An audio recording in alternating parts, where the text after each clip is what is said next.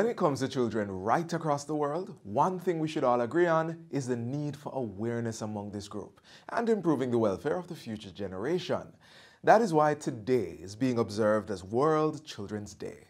Hi, I'm Theodore Henry and welcome to today's Jamaica Magazine. Today we're engaging one of the most vulnerable groups of societies, and we're standing with both the Declaration and the Convention on Children's Rights to help make World Children's Day relevant for all societies and nations. Stay with us.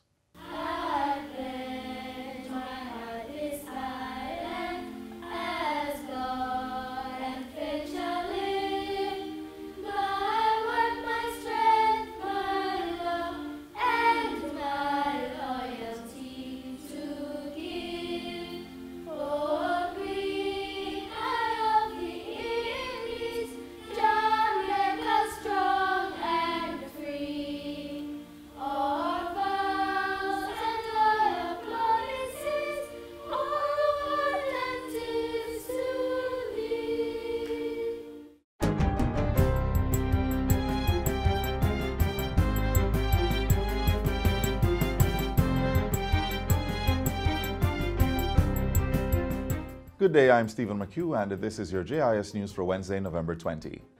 The Planning Institute of Jamaica, PIOJ, is reporting an estimated 0.3% growth in the economy for the July to September quarter of this year. Director General Dr. Wayne Henry says this is relative to the corresponding period last year. He was speaking at the agency's press briefing on Tuesday. The projected outturn for the July to September 2019 quarter largely reflected the positive impact of increased domestic demand, pushed by record levels of employment, increased consumer and business confidence levels, which spurred investment and consumer demand, and continued stability in the macroeconomic environment, which augured well for the business environment. According to Dr. Henry, outturn for the period was driven by an estimated 1.2% growth in the services industry, despite a 2.1% decline in the goods-producing industry. An overall assessment of the January to September 2019 period revealed an estimated 1.2% growth in the economy. The Director General says projected growth for the October to December quarter will range between 0 and 1%. The Development Bank of Jamaica, DBJ, has launched a new entity aimed at fostering the development of a local and regional alternative investment industry. The not-for-profit entity, called the Caribbean Alternative Investment Association, is being operated through the bank's Jamaica Venture Capital program. It will promote expansion of private equity, venture capital, real estate, private capital, mezzanine financing, and other alternative investment instruments. This is good for Jamaica and the wider Caribbean when taken against the background that globally the Caribbean is being considered as a bloc. It therefore means that the association will become the voice that speaks collectively on behalf of its members, thereby placing the Caribbean more effectively on the world's alternative investment stage. The DBJ's managing director was speaking at the official launch recently. He said the establishment of the association was one of the deliverables under a technical agreement with the Inter-American Development Bank in 2016 for the formation of a private equity venture capital industry in Jamaica. In other news, Prime Minister Andrew Holness says government will soon launch an updated National Plan of Action for an Integrated Response to Children and Violence, the NPACV. The plan was completed with the support of UNICEF and includes a roadmap for its implementation and monitoring. We must get it right, as we cannot allow violence to continue to destroy our children, families, communities, and the overall quality of life that Jamaicans aspire to. Mr. Holness was speaking during an historic sitting of Parliament Tuesday where, for the first time, children shared with the House ways parliamentarians can protect their rights. Many of us are being bullied. Many of us are being beaten. Many of us are being sexually and emotionally abused. And we are being murdered. This violence started in the days of slavery, and to this day it continues. So I ask you, what are you doing to help break the cycle? Along with the NPACV, the Prime Minister says government has redoubled its efforts to promote children's best interest. Among the initiatives are the appointment of a national commission on the prevention of violence to combat Jamaica's culture of using violence to resolve conflicts. 5 key pieces of legislation are also being amended with the children in mind. Effective 2020, eGov Jamaica Limited will transition to a new entity to be named the Information and Communications Technology ICT Authority. Chief Executive Officer for eGov Jamaica Limited, Maurice Barnes, made the disclosure while addressing a recent JIS think tank. He advised that in its new role, the agency will have primary responsibility for the country's overall ICT governance framework. With this new authority, this will also improve the governance of ICT across Jamaica, as well as give it the sort of the legislative power to ensure that there are certain standards are in place, that policies which are put in place, that they are being adhered to across the GOJ. Currently, eGov Jamaica Limited is responsible for implementing ICT projects across government ministries, departments, and agencies. Meanwhile, the CEO said the infrastructure for a government data exchange platform, which would facilitate secure and seamless transfer of information between state entities, was being instituted. And finally, as of December 16, parents and caregivers will have access to a new mobile app which aims to change negative parenting behaviors and achieve positive outcomes for children. The app, dubbed The First 1000 Days, was launched by the Early Childhood Commission during a ceremony at the Terra Nova All-Suite Hotel in Kingston yesterday. During the ceremony, Minister with Oversight for Education, Carl Samuda, commended the ECC for development of the app, which he said would equip parents with vital information in this critical stage of childhood development. Early childhood begins before the child is born.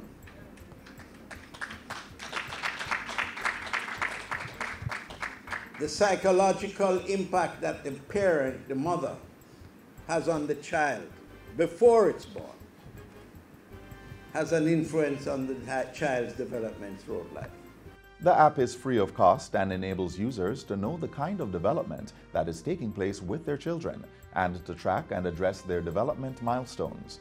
It was developed by local software and technology firm Elictum Technologies with funding from UNICEF in the amount of approximately $1.5 million.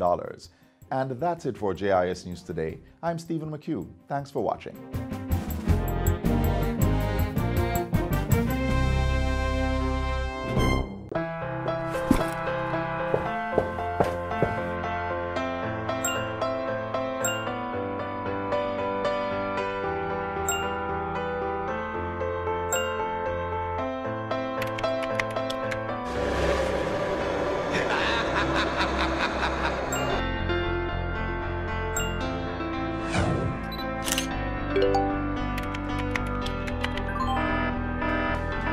Did you know that in a recent survey done by the OCA in schools across Jamaica, 43% of the students received inappropriate messages from strangers? The OCA wants you to be smart online. Never speak to persons you don't know. Parents, encourage your children to be social but be smart. This message was brought to you by the Office of the Children's Advocate with support from UNICEF.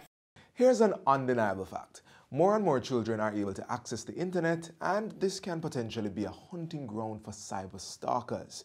Cyber stalking is a real thing, and we should help to make our children aware about this global issue.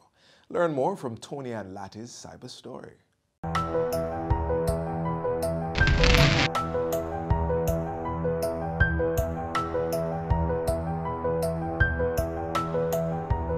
I'm Tony and Latti, and I am a victim of cybercrime. It started when my friends and I were in school, and we all received a friend request from a weird name. We didn't know who it was at the time, but because we all got the friend request, we figured more likely it was a real person, so everybody accepted this person. Wrong move. So everything was fine in the initial stages, but maybe like a week or two after everybody accepted the friend request, some strange things started to happen. They would send us messages, sometimes individually, or they'd send the same message to everybody just to see what kind of different responses we would have. And it was very weird to say the least. But then after that is like they up the ante a little bit to start. Well, they started to tell us things that we were doing and places that we were going and people that we were with, and it was just like, okay, do I know you? Well, we became very paranoid.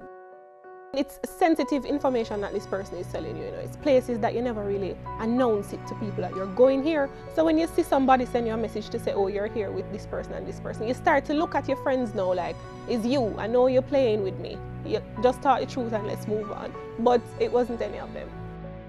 When everything happened, at that time we had a lecturer who was a DSP. So we started to get advice from him asking, what to do, and at that point he told us that the best thing to do is stay as safe as possible, and so we started to leave school extra early. But we sort of just took matters into our own hands to try and find the person ourselves.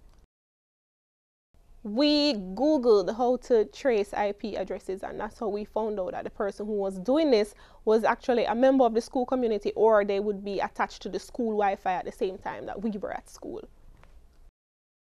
Eventually, it stopped because we made an uproar about it in spaces where we suspected the person was.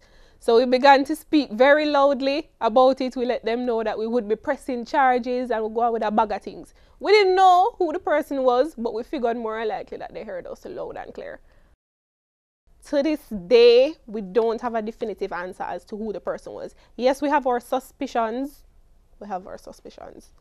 But I can't really point at somebody to say, you are the person who was doing that. And that's a little scary to me. Looking back now, I think we all would have been much better off and a lot less paranoid if we kept ourselves to ourselves and only added people on social media that you know for a fact are your friends. If somebody doesn't have a profile picture, that's probably not somebody that you want to share your information with. To everybody else, I just say be very careful on social media because things and times have changed and there are some people out there with really malicious intent. So you just have to be very, very careful, be observant, be vigilant.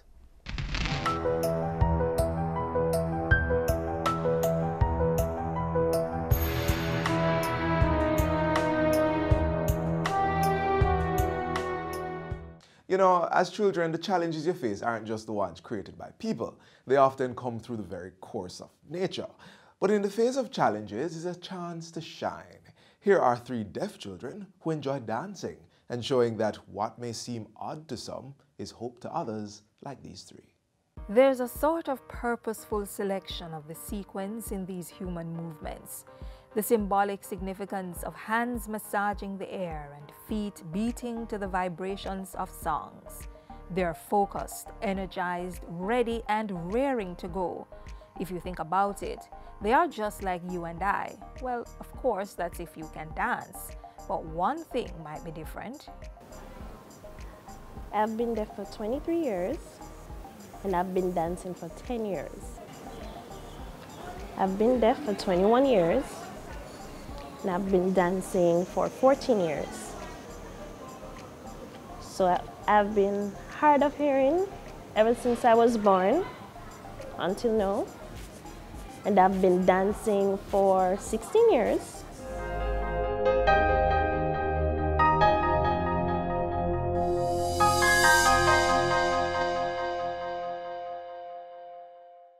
Yes, persons like Christoph, Kimberly, and Damani dance.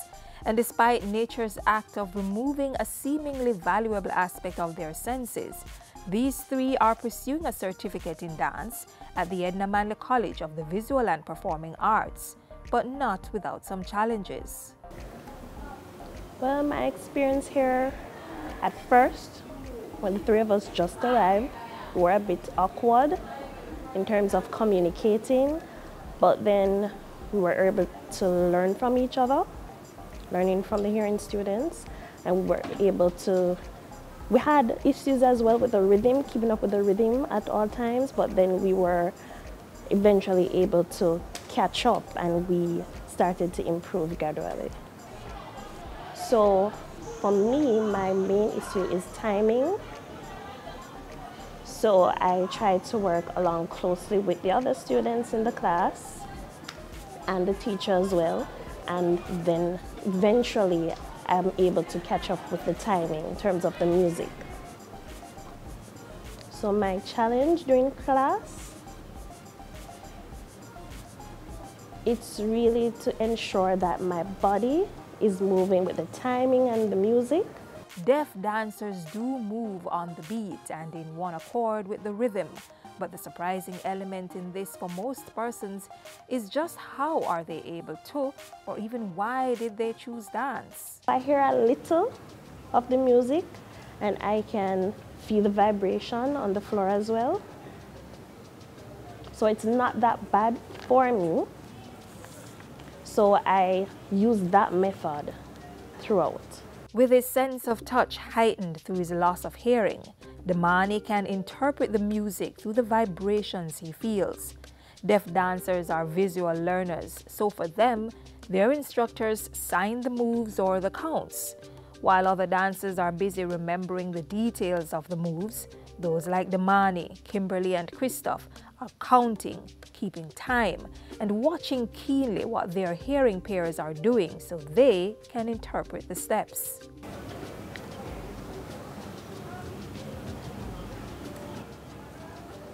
So I chose to study dancing because dancing is my life. It's my passion ever since. So I want to learn more and more about dancing. I don't want to give up. I don't want to stop. I want to continue.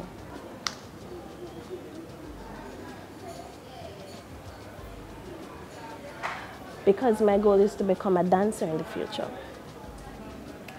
So when I'm finished at Damani College, I want to become a dancer and I want to perform around the world. So my goal is to become a dance teacher so that I can empower younger deaf children who really love dancing and empower them so that they can, be as good as I am. It's their turn. But for acting dean at the School of Dance, being deaf is not the biggest obstacle for becoming a great dancer. I don't want to describe what we have as challenges. I want to describe them as opportunities to learn. What fundamental to dance is the ability to demonstrate and for the dancer to use their eyes and observe and learn the experience in a visual way and then demonstrate what it is that they have been taught. I think one of the interesting things about the deaf students is that their other senses are heightened. And so they're able to access the information in other ways and quite differently from the hearing students. So it's very interesting to see the learning dynamics, but the end result and the objective or the learning outcome of the experience are still achieved. And we're very happy about that because ultimately we want them to succeed. And while for the school it is the first time opening its gates to persons like Christoph, Kimberly, and Damani to study dance, they're eager to receive the information. And we're inspired by this drive to learn and to succeed. So even though we have an interpreter, the interpreter is also learning from the experience because we have interpreters who have never been in a school environment like this where dance is concerned. So they're also learning new language. It somehow feels as though they've brought more to us. For many of the deaf community, the fear of fitting in lingers. But for Christoph, Kimberly, and Damani, dancing is passion-driven and determination-ruled. Well, I hope that what we have done here at the Damani College in terms of opening our doors to 3 deaf students will encourage others and inspire them to go after their dreams.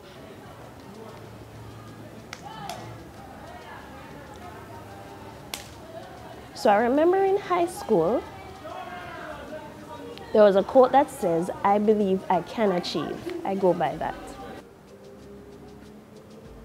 So in the Bible, it talks about, I can do all things through Christ who strengthens me. I believe I can achieve.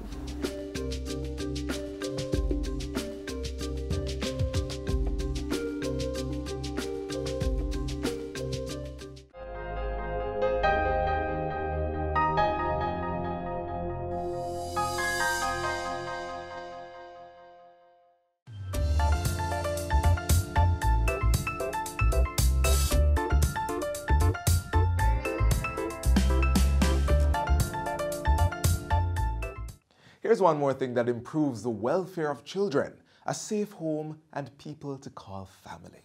Unfortunately, that's not the reality for far too many. But you can help to change this by adopting the idea of adoption. Learn more next.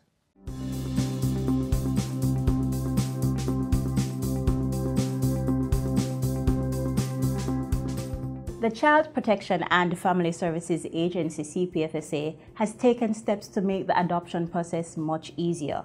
Joining me is Adoption Coordinator, Mrs. Maxine Bugelo, will be giving us some information about the changes made. Thank you for coming, Mrs. Bugelo. Thank you for having me. All right, we're going to go straight into it. What are the changes made? Okay, before 2016, we had a two-tier system. First, applicants were asked to complete a pre-adoption form and then submit that to us. Now, that would normally take some time. So we reviewed the system and said that it would be best if maybe we erase that part of the process. So now what applicants have to do is that they go straight to our website and where they will find the adoption forms. The forms include the application form, the medical form, one for the child and the applicants, and the guidelines which outline all the information and all the required documents that need to be submitted with the application form. Awesome. And what are the required documents?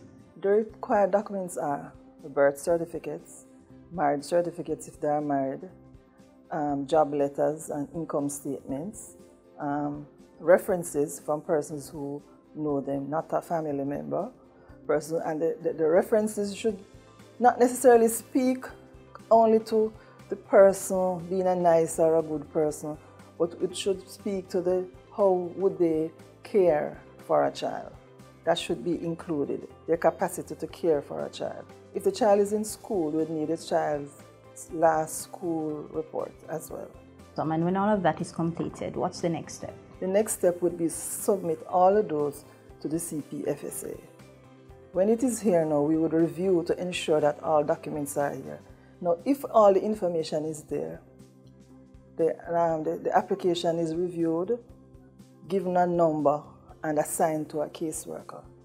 And a letter would be sent to the applicant informing them of this and who the person is. Once the caseworker gets that application, that caseworker would now start to prepare appointments to interview both the applicants, the child, and whosoever, the birth parents, because the birth parents are also very important in the process. And what if there are no birth parents? Well, if there are no birth parents, we would have had death certificates for the parents if they have died. If they are nowhere around or cannot be located, there are avenues that we would have to take internally to ensure that we try our best to find them. And once that's completed, what's next? Once that is completed, the officers then would have to do a comprehensive report. And that report would have to be compiled and then submitted to the adoption board, because the adoption board is the only agency in Jamaica that can approve adoption at that level. So after the approval, it is submitted to the adoption board and approval is given, then it is now preparation for court. Because court is where it is finalized legally. How long does that process usually last? The entire process? We are at now 3 to 6 months, depending on if there are no challenges. And once you get to court, then? Once we get to court, well, court is held depending on the availability by the court. Some courts have set dates, while others will have to submit our documents and await their decision as to when we can come to court. Now, once the court has signed off on those documents, for adoption orders, it is the applicant's responsibility to collect those, and they will take a copy to the RGD, where they will apply for the new birth certificate for the adopted child. And is there any cost associated with any of this process? No, adoptions are free in Jamaica. Is there anything else that, Jamaica needs to know about the process? We need adopters, prospective adopters, to understand that it is important that they submit all the documents, and it is also important that they are truthful in the stories that they give. pertaining to how a child is placed in their care. Because what we find is that sometimes when we approach birth parents, they are not aware that this child is being adopted. They know that somebody is caring for their child, but that was not the arrangement that they adopted for. Persons generally who wish to adopt should love a child, should really want to take care of a child, because it's a lifelong investment. Persons, they should have proper accommodation for their child. They should be able to financially can afford to take care of that child. And they should be willing to accept that child as theirs. And that is very important, because we see sometimes that persons adopt for many different reasons, and this can affect the relationship of that child for the rest of their lives. How can people reach out to you to find out or to just inquire about the adoption process? Okay, we have an email address, adoption@childprotection.gov.jm, and our straight line to the unit is 922-1751. Thank you so much, Mrs. Bugelo. You're welcome.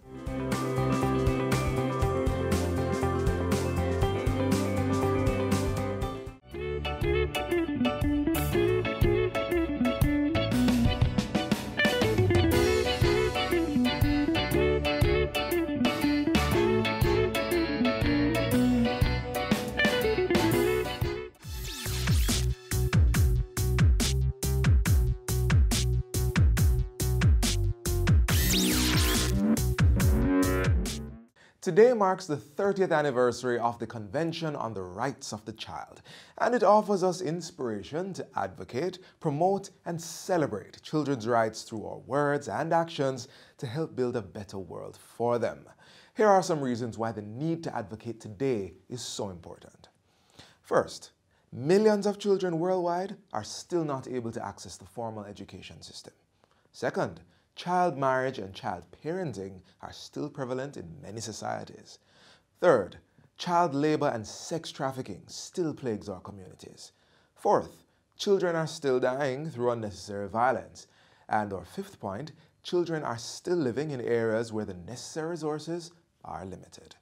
So today, as we celebrate our children and demand action for their rights, the big question is, what will you do? Help us help our children and make Jamaica the place of choice to live, work, raise families, do business, and of course, nurture the future.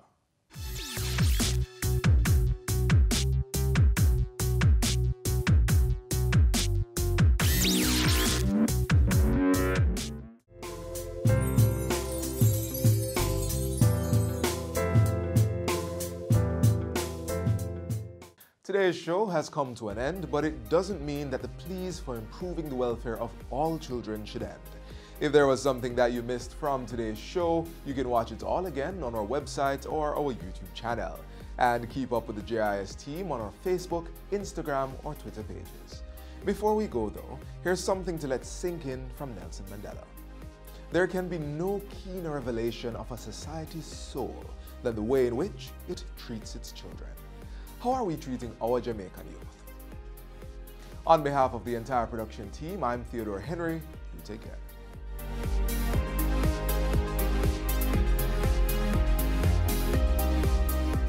This has been a production of the Jamaica Information Service, the voice of Jamaica.